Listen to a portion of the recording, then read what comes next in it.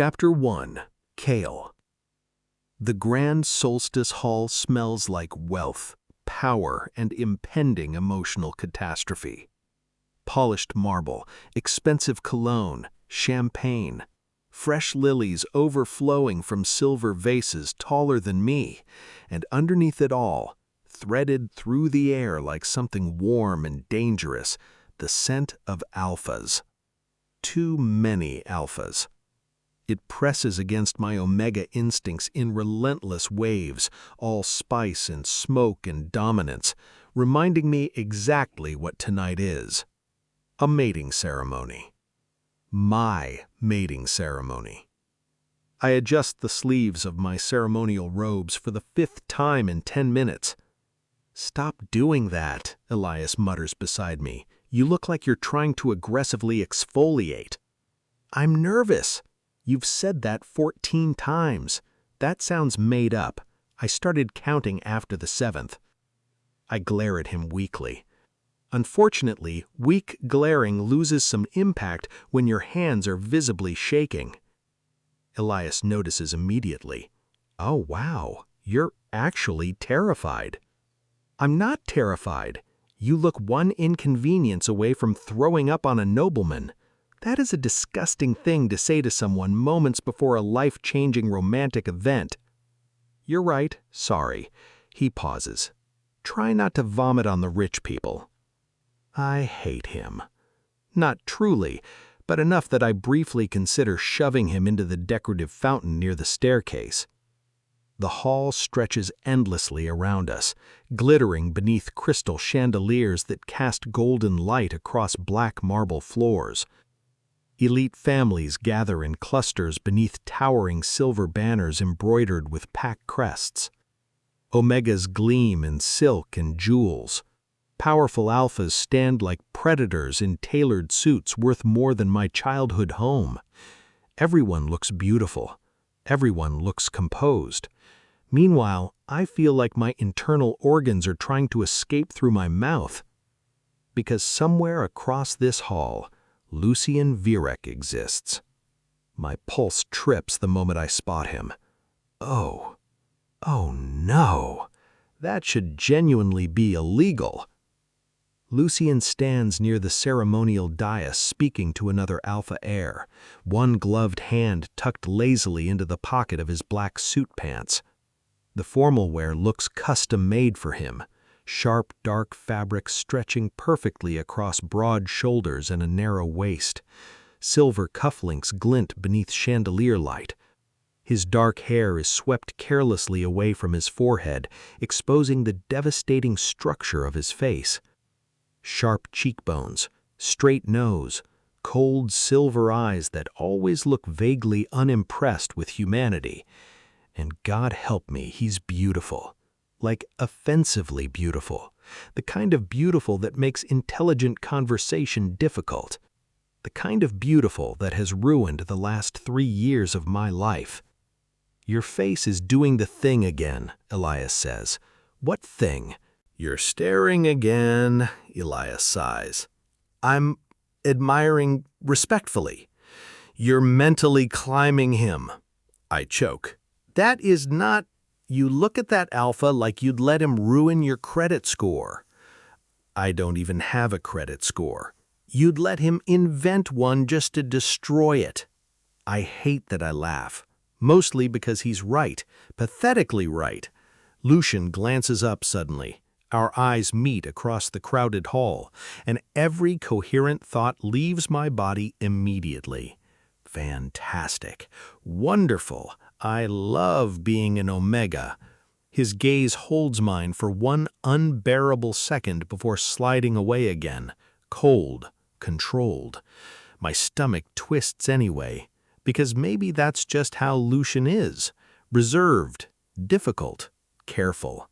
It doesn't mean he doesn't feel the bond too. At least that's what I've been desperately telling myself for 3 years.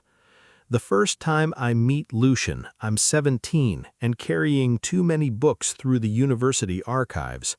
He turns a corner too quickly. I collide directly into his chest.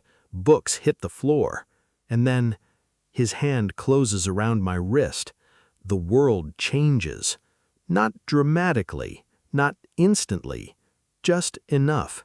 Enough warmth to make my breath catch, enough instinct to make my omega side go terrifyingly still, enough awareness that when I look up into those silver eyes, something deep inside me whispers, "Mine." I spend the next 3 years pretending that moment didn't alter my brain chemistry permanently. Poorly. "You're yearning," Elias says. "I am not yearning. You look like a 19th century poet dying of tuberculosis. That's incredibly specific. That's because you're committed to the aesthetic." Before I can retaliate, the music changes. The entire hall quiets. Conversation dies almost instantly as attendants begin lighting silver candles along the ceremonial aisle. My stomach drops. Oh, it's happening. An older Omega attendant approaches me with a gentle smile. "It's time, sweetheart." I inhale slowly, immediately regret it. Lucian's scent drifts through the crowded hall the second I breathe in deeply. Winter smoke, leather, something dark and masculine underneath it that hooks directly into Omega instinct and pulls. My knees almost buckle on the spot. Embarrassing, deeply embarrassing. I start toward the aisle anyway. Every eye in the room follows me. The awareness crawls over my skin. Whispers move softly through the crowd as I pass. Is that him? They say the bond is unusually strong. Lucian waited years for this ceremony. I hope so. God, I hope so. My heart pounds harder with every step toward the dais. Then I reach him, and for one horrible second, I forget how to breathe again. Up close, Lucian is worse, much worse. Tall enough that I have to tilt my head slightly to meet his eyes. His scent surrounds me immediately, rich and overwhelming this close. The black suit hugs his body so perfectly I briefly lose the ability to think coherent thoughts, which is inconvenient during a sacred life event. His gaze settles on me, unreadable. "You're late," he says quietly. I blink, then stare at him. "You're greeting your fated mate by criticizing his punctuality? You were 32 seconds behind schedule." I gasp softly in outrage. "Oh my God!" "You're offended." "You counted?" "You were late." "That's insane behavior." "You're dramatic." "You're impossible." For one tiny second, something shifts at the corner of his mouth. Not quite a smile, but close. Warmth blooms stupidly fast in my chest. Elias was right. I am pathetic. The officiant steps forward before I can embarrass myself further. "Tonight," he begins smoothly, voice echoing through the massive hall, "we gather beneath witness of moon and pack to honor the sacred joining of fated souls." My pulse hammers harder. Lucian stands beside me in perfect stillness, close enough that our sleeves brush lightly. The tiny contact sends heat spiraling low in my stomach immediately. Oh, this is humiliating. The officiant continues speaking about bonds and destiny and sacred devotion, but I barely hear him, because Lucian is here. Because after years of distance and restraint and stolen glances across crowded university halls, this is finally happening. He chose this. He came here. Maybe he wants this too. Hope spreads fragile and warm through my chest. Then the officiant turns toward Lucian. "Lucian Viereck," he says, "do you accept the bond placed before you by fate and witness?" Silence. My smile falters slightly. Lucian doesn't answer. The hall waits. So do I. His jaw tightens once. A strange unease crawls down my spine. Wrong. Something feels wrong. "Lucian?" the officiant prompts carefully. Lucian finally looks at me fully, and suddenly, I know. I know before he even speaks, Cold dread crashes through my body so violently my Omega instincts recoil. No, no, no, no. I refuse. The words hit like a blade straight through my chest. The hall disappears around me. Sound vanishes. For one horrifying second, all I can hear is the sharp ringing inside my skull. I stare at him, waiting for the correction, the explanation, the laugh. Instead, Lucien's silver gaze stays cold as winter. I reject this bond. My breath leaves me in a broken rush. Pain explodes through my chest instantly. Not emotional pain, physical, agonizing, like something inside me is cracking apart with bare hands. I sway hard enough that my vision blurs. Whispers erupt through the hall. Oh my God, he publicly rejected him. During the ceremony? Lucien steps back from me, actually steps back, like touching me is something he regrets. Humiliation crashes over me so violently I think it might kill me. Every person in this hall is watching me be discarded. Every alpha, every omega, every powerful family in the territory watching me stand here like a fool who loved too much. My throat burns painfully. I open my mouth. Nothing comes out. Because my Omega instincts are screaming now. Rejected, unwanted, unworthy. Lucien's expression never changes. This ceremony was arranged for political convenience, he says evenly. I will not bind myself to an Omega beneath my station. The words shatter something inside me completely. Beneath my station. The hall spins. I can't breathe. I can't. Kael, Elias says sharply somewhere behind me. Then another voice cuts through the chaos. Low, smooth, dangerously calm. If you don't want him. Heavy footsteps echo across marble floors. The entire hall goes still. I turn instinctively toward the voice and forget my own name for one staggering second. The alpha moving through the crowd is enormous, not just tall, powerful, broad shoulders stretching beneath an immaculately tailored black suit, black gloves, dark hair falling slightly over piercing golden eyes that lock onto mine with terrifying focus. Dorian Kaelith, Lucien's rival, the most feared alpha in the Northern Territories. Beautiful in a completely different way. Not cold elegance like Lucien. Dorian looks dangerous, the kind of dangerous that drags instinct to attention immediately. My Omega side reacts before my brain does. Warmth curls traitorously low in my stomach despite the agony still tearing through my chest. Absolutely unbelievable. I'm moments from emotional collapse and apparently still capable of finding another alpha attractive. Dorian stops at the foot of the dais. His gaze flicks briefly toward Lucien. Pure contempt flashes across his face. Then he looks back at me, steady, intent, like he actually sees me, and says calmly, "I'll take him instead." Chapter 2. Kael. The worst part is that I'm still standing here. I think public humiliation should come with the mercy of unconsciousness, a dramatic faint, temporary death, something. Instead, I remain painfully awake while my rejected mating ceremony dissolves into scandal around me. Excellent. Love that for me. The grand solstice hall buzzes with whispers sharp enough to skin flesh from bone. Hundreds of eyes remain fixed on me while pain tears through my chest in violent waves, the rejected bond still splintering somewhere deep inside my Omega instincts. It hurts. God, it hurts. I can barely breathe around it. And standing at the foot of the dais like he personally walked out of an alpha fantasy designed to ruin my emotional stability, Dorian Kaelith watches me. If he has no place at your side, he says calmly, he has one at mine.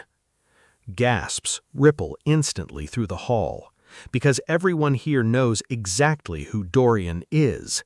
Lucian's greatest rival.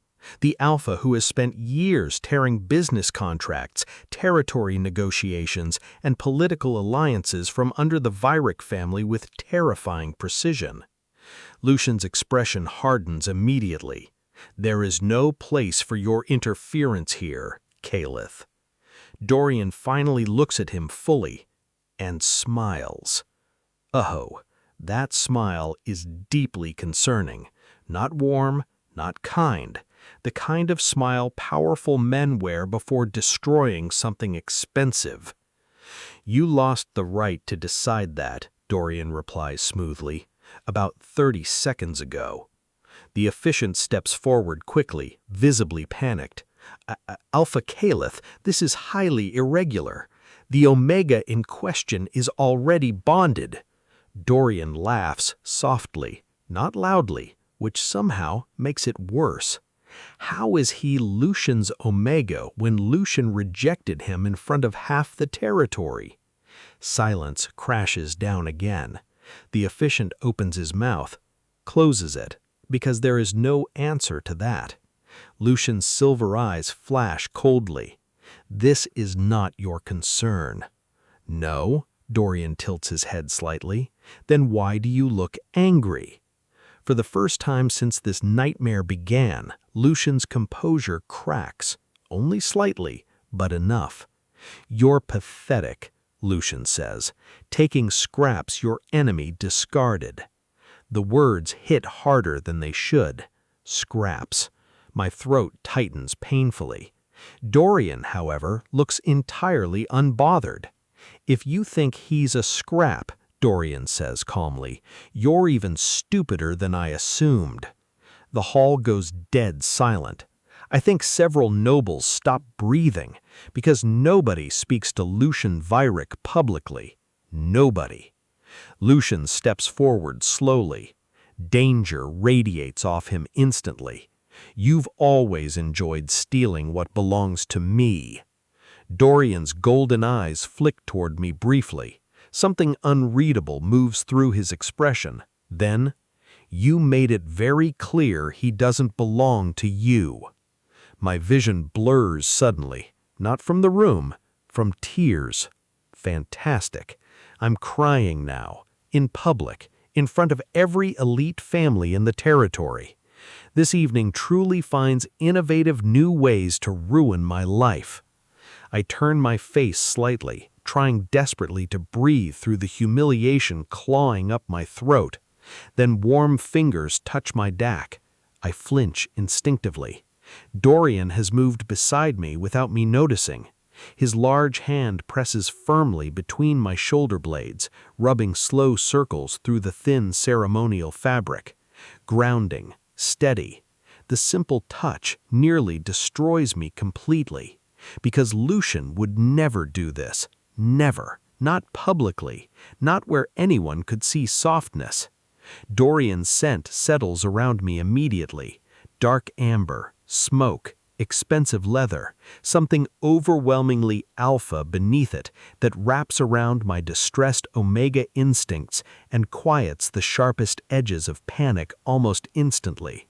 My shaking eases slightly before I can stop it. Dorian notices. "Breathe," he says quietly. "The worst part? I obey, because his voice sounds steady enough to borrow. Humiliating, deeply humiliating, but the pain in my chest is so vicious now that I would probably obey anyone speaking gently to me." A sharp voice cuts through the tension. "Well," a woman says coolly, "there must be something wrong with him." Lucian's mother. Of course. Lady Vyric stands near the front of the crowd, draped in silver silk and diamonds, elegant in the way wealthy people often are when being cruel publicly. Her gaze sweeps over me dismissively.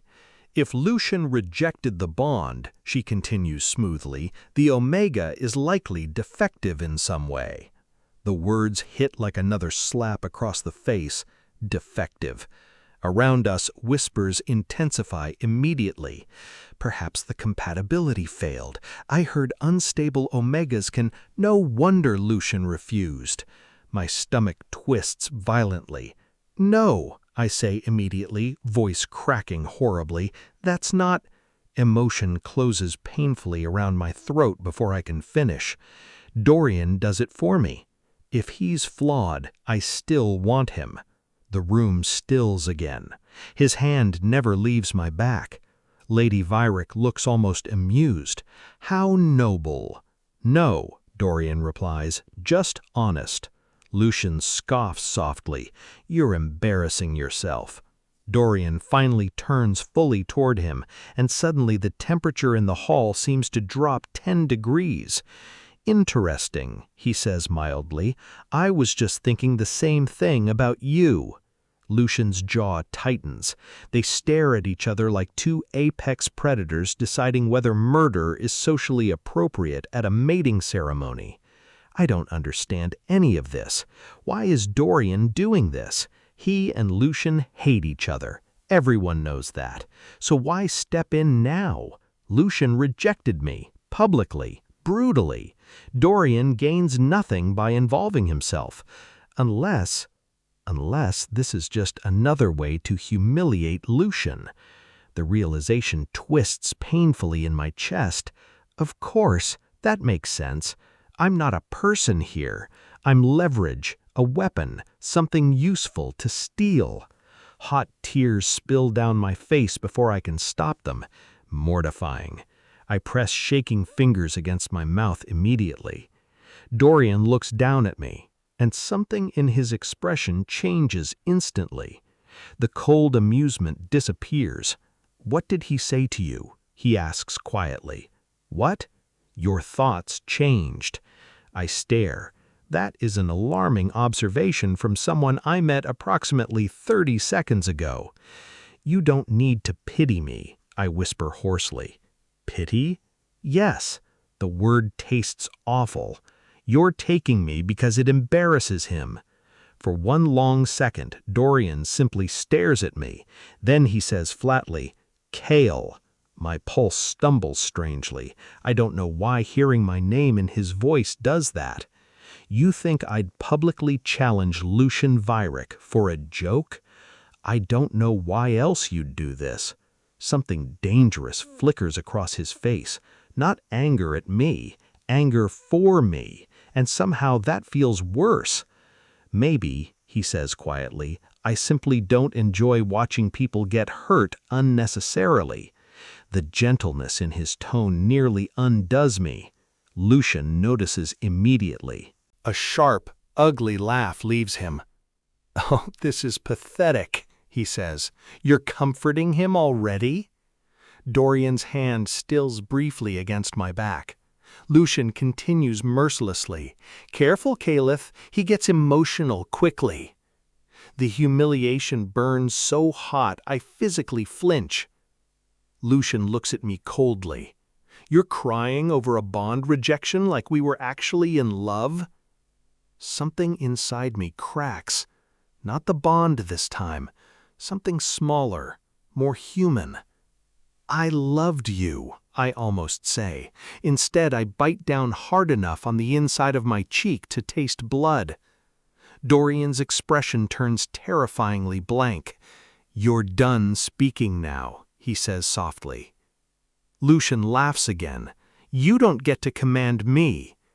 No, Dorian agrees, but I can make you regret continuing. The threat lands heavily enough that nearby alphas visibly tense. For one dangerous second, I genuinely think they might fight in the middle of the ceremony hall. Then Dorian looks back at me instead, and everything in his face softens slightly. Can you walk? I honestly don't know. My body feels strange and unstable beneath the lingering agony of rejection. But staying here another second might actually kill me, so I nod weakly. Dorian immediately offers me his hand, large, steady, warm beneath black leather gloves. The entire hall watches, waiting, judging. I hesitate only briefly before placing my trembling hand in his. The second his fingers close around mine, another wave of scent wraps around me. Smoke, amber, safety. My Omega instincts react instantly. Not desire, not yet, just relief. Dorian helps me carefully down from the dais, like he's worried I might collapse, which, to be fair, remains a strong possibility. The whispers swell louder as we pass through the crowd.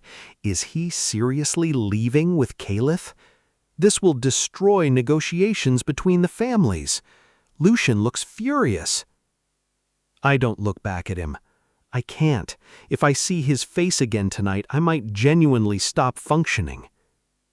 The cool night air hits my skin sharply once we step outside the hall. I inhale shakily. My chest still aches horribly.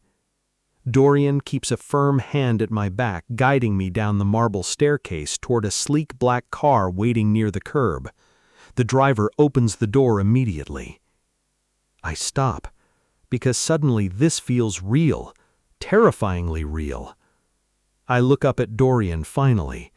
Golden eyes meet mine steadily beneath the city lights. "Why are you doing this?" I ask quietly. For the first time all night, Dorian hesitates. Then he says, "Because someone should." And somehow that answer hurts more than everything else combined. Fresh tears blur my vision immediately. Wonderful.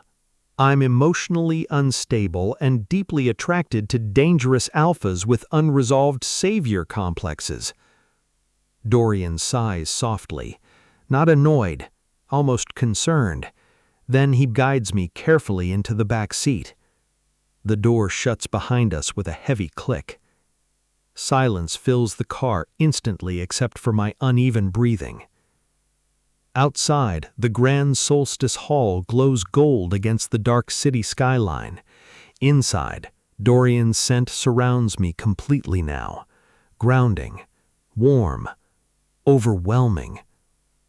The car pulls away from the curb, and through blurred vision, I watch the city lights streak past the tinted windows, while a stranger takes me somewhere unknown. The bed is so soft, I initially assume I'm dead. That seems reasonable. Public humiliation, emotional devastation, bond rejection, mysterious alpha abduction. Death feels like the natural next step. I lie perfectly still for several seconds, staring at an unfamiliar ceiling painted in muted charcoal and gold, while my brain slowly reconnects to consciousness. Then the pain in my chest reminds me I'm unfortunately alive. Oh, right. Lucian rejected me. The memory crashes back instantly. The ceremony hall, the whispers, scraps, used goods. My stomach twists violently enough that I squeeze my eyes shut again. Excellent. Love starting the morning with psychological damage. The bed beneath me is enormous. The sheets feel impossibly soft against my skin, cool silk sliding over bare arms when I move slightly. The air smells unfamiliar too. Smoke, dark amber, Dorian. My pulse trips stupidly fast, which is deeply annoying considering I spent last night crying over another alpha. I sit up slowly and immediately realize two horrifying things. First, I'm wearing clothes that are not mine. Second, they are extremely comfortable. The black sleep shirt hanging loosely off one shoulder is made of fabric soft enough to make me emotional. Dark lounge pants rest low on my hips, fitted comfortably without restricting movement. Rich people genuinely live like this. No wonder they're insufferable. I push myself upright carefully, one hand pressing instinctively against my chest when the lingering ache from the rejected bond flares sharply again. Still hurts, not as violently as last night, but enough that breathing too deeply feels dangerous. The room around me belongs in an architecture magazine designed specifically to intimidate poor people. Floor-to-ceiling windows stretch across one entire wall, revealing an enormous city skyline washed gold beneath early morning light. black marble accents cut through dark wood and soft cream furnishings with brutal elegance. The bed alone is larger than my entire apartment. There's a fireplace. Who needs a fireplace in a bedroom this size? A quiet knock interrupts my spiraling. I freeze instantly. The door opens before I can respond. An older beta woman enters carrying a silver tray balanced carefully in her hands. "Good morning, Omega Kael." Omega Kael. The title lands strangely after last night. Not cruel, not mocking, just matter of fact. I blink at her. She smiles gently. "Alpha Kaelith instructed us not to disturb you until you woke naturally." Us. Plural. I suddenly become aware there are probably dozens of staff members somewhere in this terrifying mansion. Oh God, I've been kidnapped by organized rich people.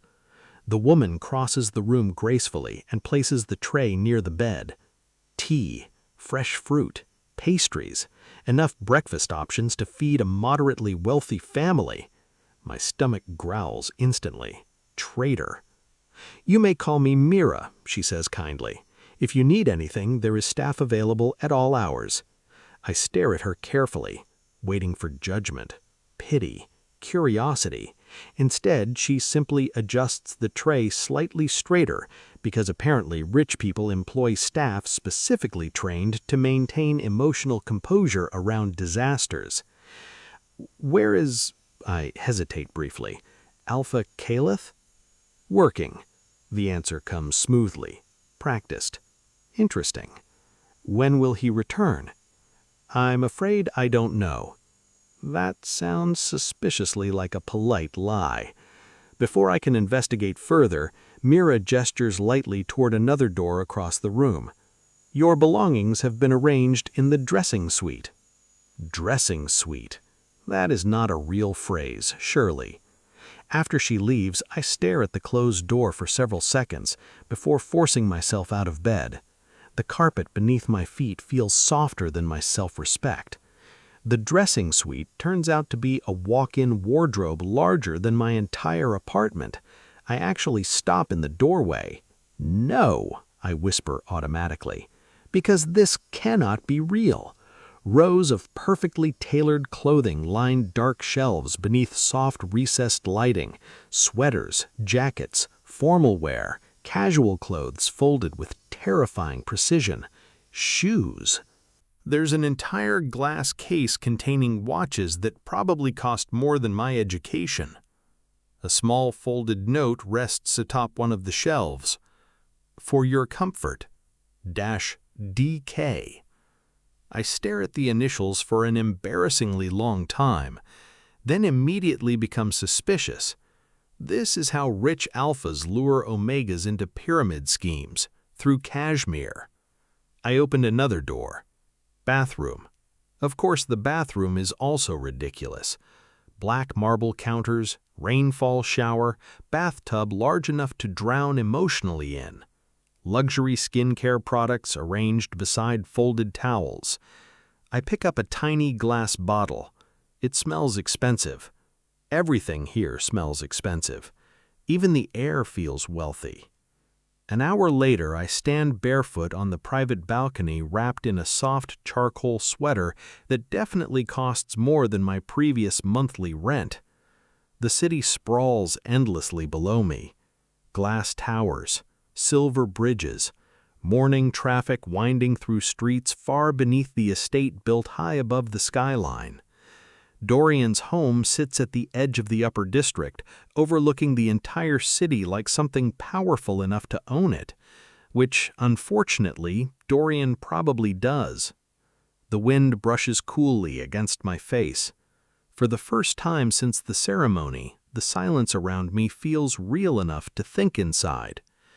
Lucian rejected me. The thought hurts less this morning, not because the wound is gone, because exhaustion has dulled the sharpest edges. I rest my arms against the balcony railing and exhale slowly. What now? The question hangs heavily in my chest. I can't return home yet. News of the rejection will already be everywhere. Social feeds, political gossip, pack circles. People love public humiliation when it happens to someone else. And Dorian, I still don't understand Dorian. Why intervene at all? He barely knows me. We exchanged maybe 6 sentences before he publicly claimed me in front of half the territory. Which brings me to another deeply alarming problem: the claiming.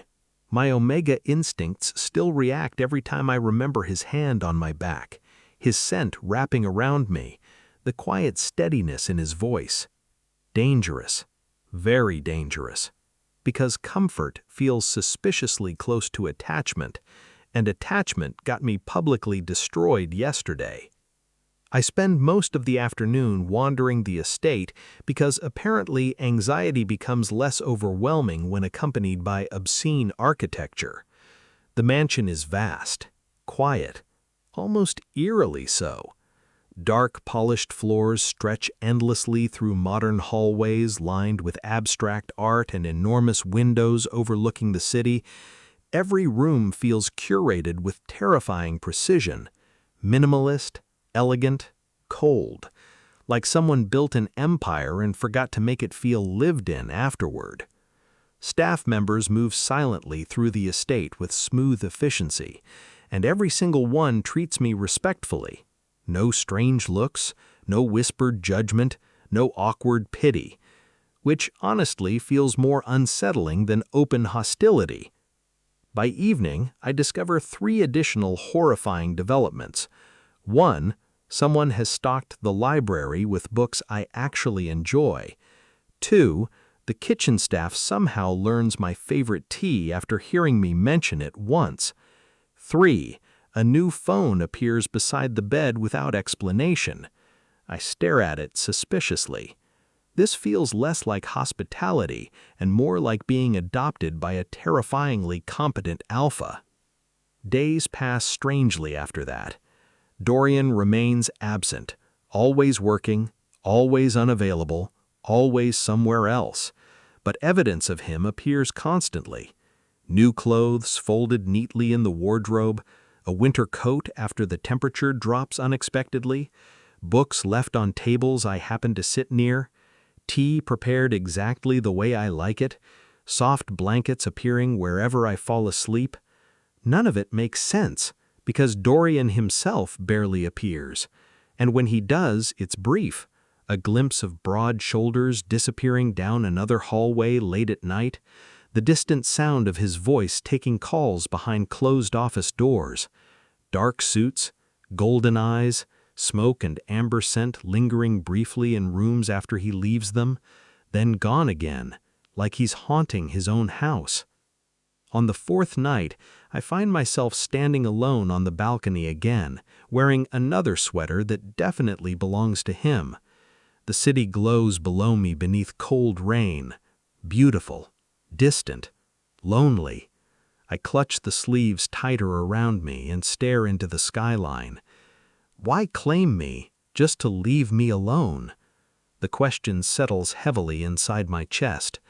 Because this mansion is warm, beautiful, safe, but safety without connection starts feeling strangely hollow after a while, and despite the luxury surrounding me, loneliness still finds ways to creep quietly into the empty spaces Dorian leaves behind. Chapter 4. Dorian.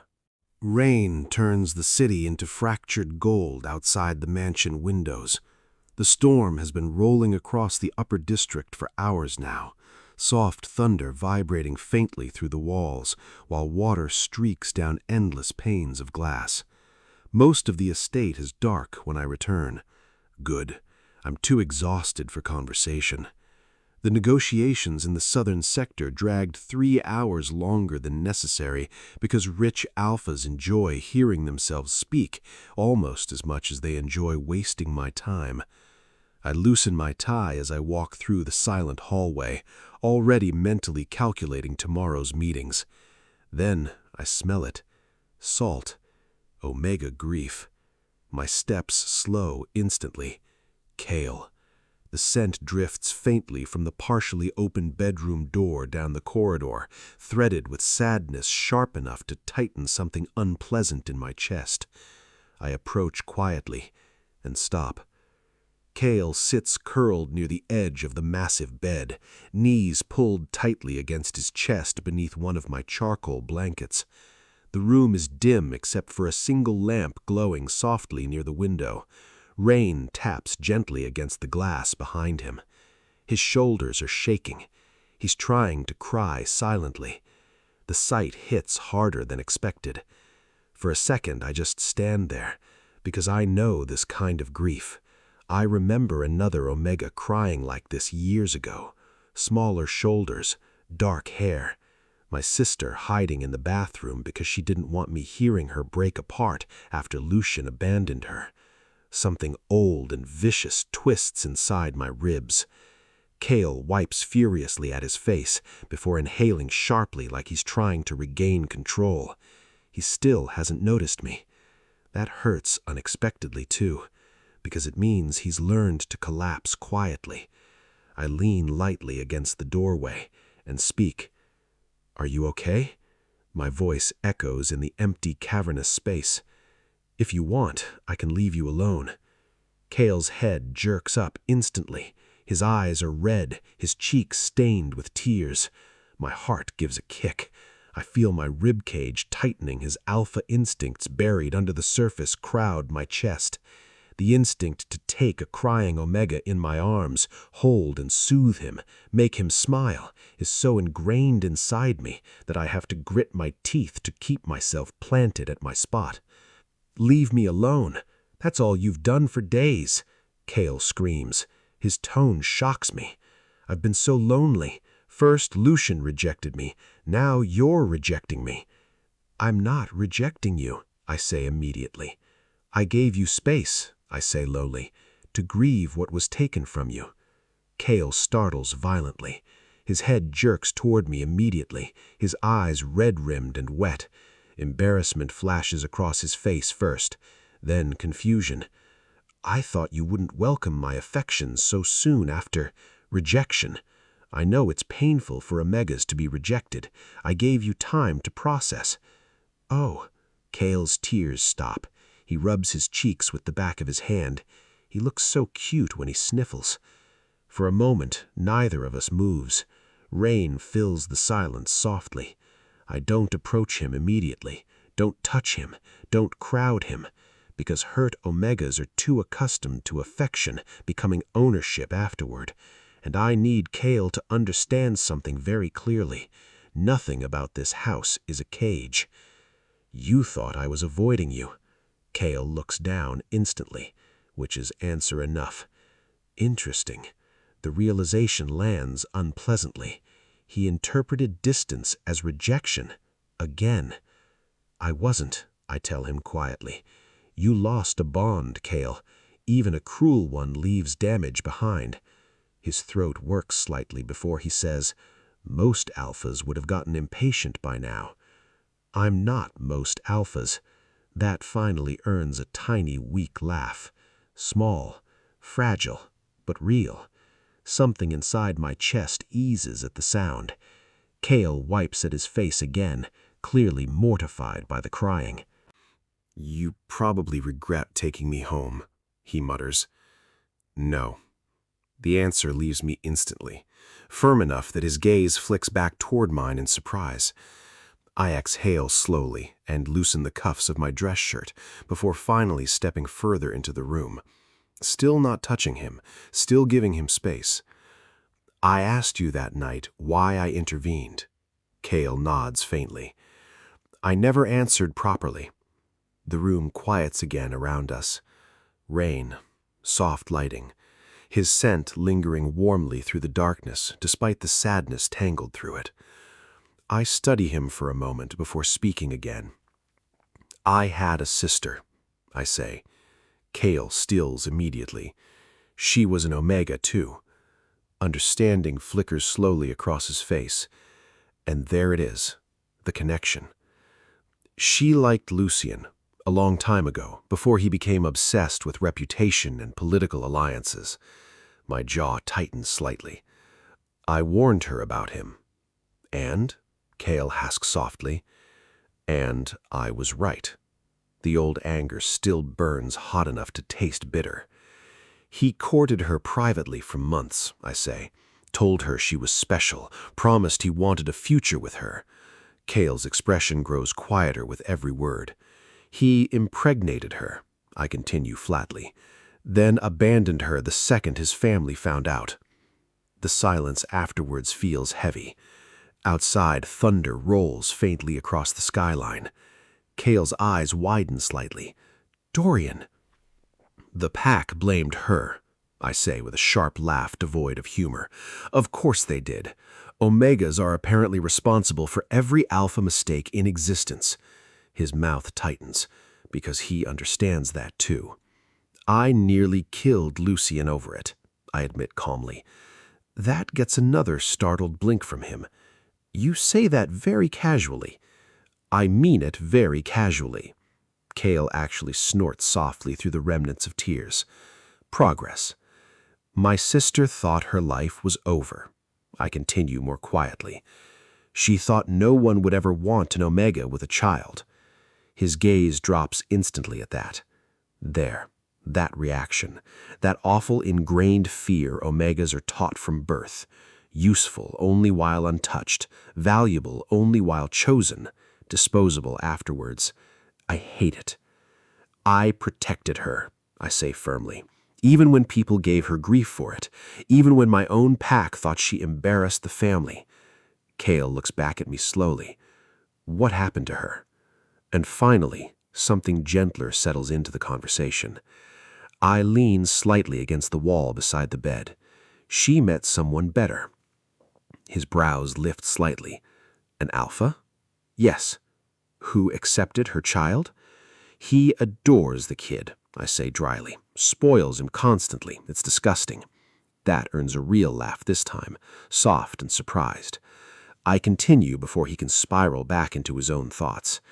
They're married now, living in the Northern District. Happy. Kael stares at me for a long moment, then says quietly, Guess happy endings exist for rejected Omegas too. Something about the way he says it nearly undoes me. Careful, hopeful, like he wants to believe it but doesn't quite dare yet. I move before fully thinking it through. Slowly, carefully. My hand settles gently against his shoulder. Kael freezes beneath the touch for half a second, then melts into it slightly. The reaction hits my alpha instincts like a punch. Mine flashes hot and immediate through my chest before I crush the thought down violently. Absolutely not. Not now. Maybe not ever. He was wrong about you, I say quietly. His lashes lower. You don't know me well enough to say that. I know enough. I let my thumb brush lightly once against his shoulder through the blanket. You are not broken, I tell him steadily. You are not used goods, and you are certainly not beneath anyone. His eyes shine again immediately. Damn it. He's going to make me murder Lucian after all. You can stay here as long as you want, and when you're ready, I'll help you start over. Kael blinks up at me. What do you mean? A new life, I say simply. A new job, if you want one. A fresh start somewhere away from all this. His expression shifts slowly from shock to something softer. Overwhelmed. Why are you being so kind to me? He whispers. Because your scent called to me from the moment I saw you. Because watching you cry in that hall made something vicious and protective tear open inside me. Because your eyes looked devastated and I couldn't leave you there. Instead, I say, kindness isn't meant to be earned. The silence afterwards feels strangely intimate. Kael stares at me for several long seconds, then suddenly moves. He throws his arms around me so abruptly I barely catch myself before stumbling. Oh. My entire body locks instantly. Kael presses close against my chest, face tucked near my neck while his breathing shakes softly. And the contact. Christ. Skin. Warm omega scent. Softness. My instincts surge so violently it almost feels physical. Protect. Hold. Keep. I wrap my arms around him automatically, carefully at first, then tighter when he melts fully against me with a quiet, broken exhale. "Sorry," he whispers shakily. His fingers clutch slightly at the fabric of my shirt. "You don't need to apologize." Kael turns his face slightly against my throat and inhales. The tiny motion sends heat straight through my spine. "Your scent is really comforting," he admits softly. "Can I stay like this for a little while?" My alpha practically snarls yes before my brain catches up. "Of course." I pull him closer instinctively. One hand slides slowly up and down his back beneath the blanket in calming strokes. Kael makes the softest sound. Relief. Trust. The scent of it floods the room immediately. And suddenly I understand exactly why I reacted to him at the ceremony. It wasn't only sympathy, though that was part of it. No, Kael's scent affects me in a way Omega scents normally don't. Warm rain, soft amber, something sweet beneath grief and loneliness that sinks directly beneath my skin. At the ceremony, it called to me. Now it wraps around my instincts completely.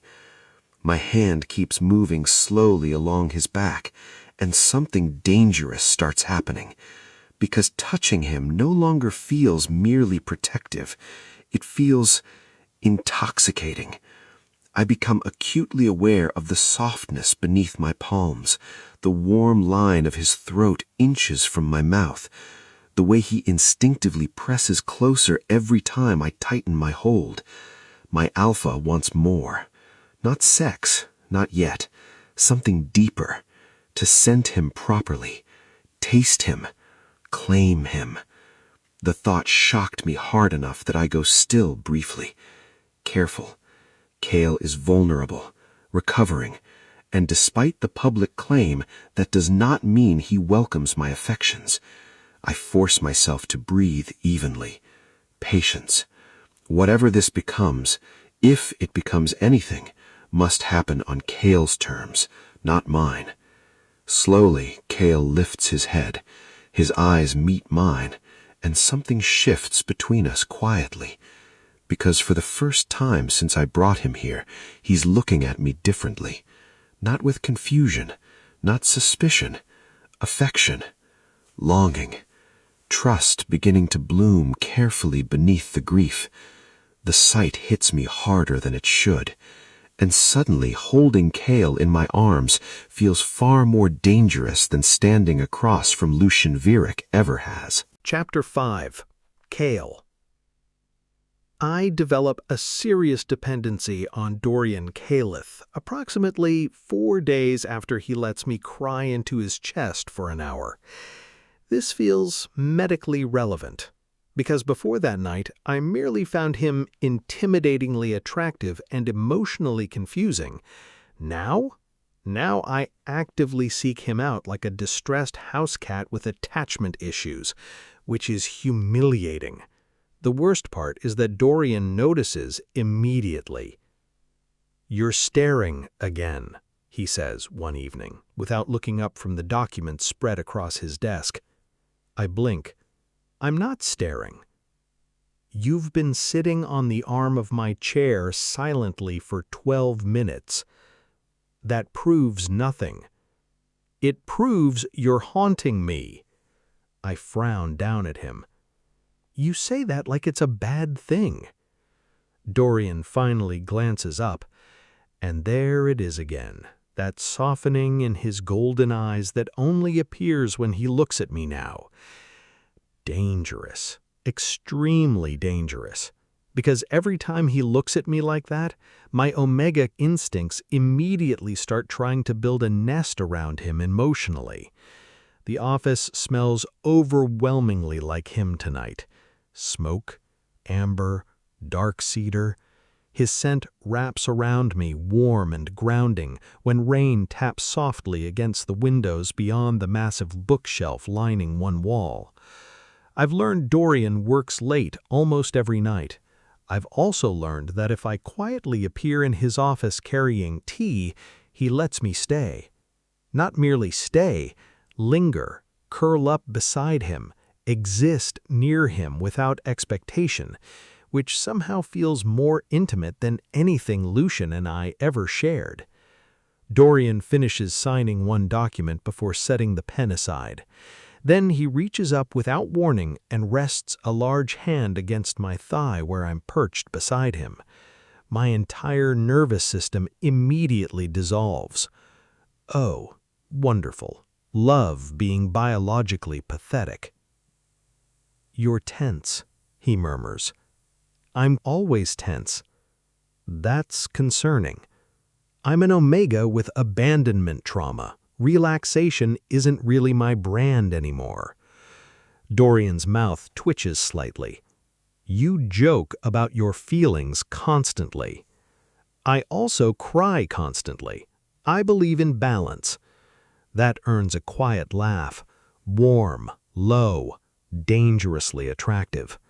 Before I fully process what I'm doing, I slide off the arm of the chair and into his lap instead. The movement feels strangely natural now, like my body already knows where it wants to be whenever Dorian is near. His arms settle automatically around my waist, not possessive, protective, steady. And God, I love it. I love being held by him, love the heat of his body beneath me, love the way his scent surrounds me stronger when I'm this close, soothing something wounded and frantic inside my Omega instincts. Most of all, I love that Dorian never makes me feel ashamed for wanting comfort. Lucian would have. Lucian always treated softness like weakness, need like embarrassment. But Dorian strokes my hair absent-mindedly while reviewing contracts worth millions, like it's the most natural thing in the world. My eyes drift closed immediately. This is becoming embarrassing.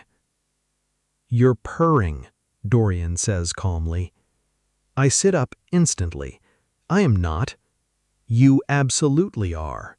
I'm breathing affectionately. That's not a real thing. It is now. His hand slides slowly through my hair again, and despite my dignity screaming in protest, I physically melt against him. Dorian notices that too. Of course he does. His large palm settles warmly against the back of my neck. "Better?" I hate how quickly I answer. "Yes." The word escapes almost painfully soft. Something flickers across his face then. Not smugness, something quieter, fonder. My pulse stumbles traitorously. This is bad. I'm developing real feelings for the terrifying alpha who rescued me from public humiliation. Objectively, this is the beginning of a psychological case study. Dorian continues reviewing paperwork while I sit curled comfortably against his chest, pretending not to enjoy domestic intimacy far too much. "What exactly do you do all day?" I ask eventually. Dorian glances down briefly. "Currently, listening to you overanalyze breathing." "I'm serious." "So am I." I pinch his arm lightly. He looks deeply unbothered by the assault. "You run businesses," I continue, "but every time I ask anyone in this house what kind, they suddenly develop diplomatic immunity. That's because they enjoy employment." His thumb brushes idly against my waist beneath the soft sweater I'm wearing. Another one of his sweaters. At this point, I've essentially become a very emotionally attached Omega raccoon stealing expensive knitwear. "I oversee investment firms," he says eventually, "property development, shipping routes, technology acquisitions." I blink slowly. "That sounds difficult." Then quieter, "Can I help somehow?" Dorian pauses. actually pauses. His attention shifts fully toward me now. With a business? With anything, I admit. My fingers twist slightly in the fabric of his shirt. I want to be useful. Understanding settles slowly across his expression. The lines around his mouth become deeper. You do not need to earn your place here. I know, I say softly, but I want one anyway. The honesty hangs quietly between us. I also miss the outside world. Dorian's brows lift slightly. Nature, civilization, public humiliation opportunities. I tilt my head back enough to look at him. I haven't left this mansion in ages. That's been approximately 2 weeks. Exactly. I'm becoming emotionally feral. A soft laugh escapes him. Then he goes thoughtful. Would you like to go somewhere tomorrow? I blink. Somewhere? A restaurant. His hand strokes slowly down my back. This sounds suspiciously like a date, I say, while my heart rate skyrockets. Dorian's eyes are fixed on me, and I know there's more to his offer than kindness. That makes my body feel warm. His mouth curves slowly. It is a date. My pulse immediately starts sprinting.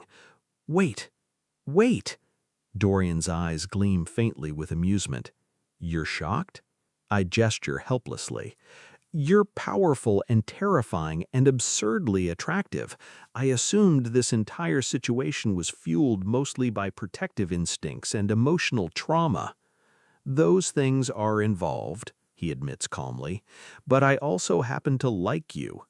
My face burns instantly. Dorian continues before I can die from embarrassment. I enjoy listening to you. I enjoy your company. I enjoy the way you care about people despite what's been done to you. I stare at him, completely helpless, because nobody has ever looked at me like Dorian does, like I'm precious instead of delicate, like my softness is something to value instead of fix. I'd love to go on a date with you, I blurt. Dorian smiles fully then, and, dear God, that should genuinely be regulated by law. Good, he murmurs. Then he leans forward unexpectedly and kisses my forehead. The tiny touch absolutely destroys me. Heat floods through my body instantly. My pheromones spike so fast I actually gasped softly in surprise. Dorian's scent crashes over me stronger in response. Warm smoke, amber, alpha. Mine whispers something deep and instinctive inside me before I can stop it. Without thinking, I press closer against him immediately, rubbing instinctively against his chest just to surround myself with more of his scent. Dorian inhales sharply. His hands tighten around my waist briefly. Kael, he says quietly. I know, I mumble mortified. My Omega instincts are embarrassing. They're not embarrassing. They're natural. Easy for him to say. He isn't currently scent drunk over forehead kisses. I bury my face against his neck instead. And Dorian, dangerous, powerful Dorian, simply holds me closer while my pheromones flood the office and I completely lose control over my own body, letting my powerful alpha soothe me with his touch.